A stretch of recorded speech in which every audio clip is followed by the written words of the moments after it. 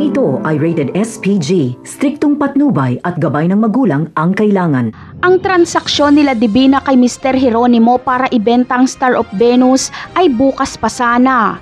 Pero pupunta sila Divina ngayong gabi dahil daw baka mapaghandaan sila at ma-set up kapag ipagpabukas pa.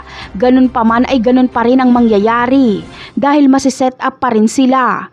Makakapagpadala agad si Colonel Suarez ng kapulisan para ubusin sila Tanggol at makuha ang Star of Venus. Sa kabilang banda naman ay pumunta si Anika sa presinto at dala niya ang CCTV footage na nagpapatunay na kasama niya si Santino noong oras na pinatay si Coach Gary.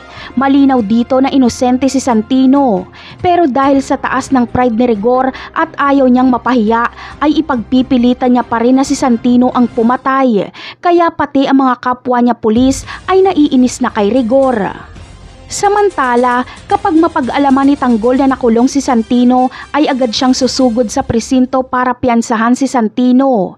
Magpapatulong si Tanggol kay Divina. Kahit anong galit ni Rigor kay Tanggol ay wala siyang magagawa at hindi niya ito pwedeng galawin. Malinis kasi ang pangalan ni Tanggol at wala itong pending na kaso. Sa sitwasyon ngayon ni Santino ay si Tanggol lang ang makakatulong sa kanya. Sa ibang eksena naman ay gagawin ni Olga ang lahat para maputol ang pakikipag-ugnayan ni Ramon kay Marites. Kaya hinanap niya ang espiya ni Ramon na sumusunod kay Marites at pinadukot niya ito sa kanyang mga tauhan. Si Olga mismo ang papatay dito.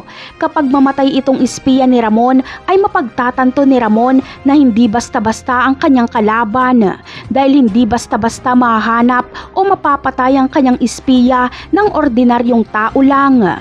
Napakarami pa nating dapat abangan sa mga susunod na episode. Paalam!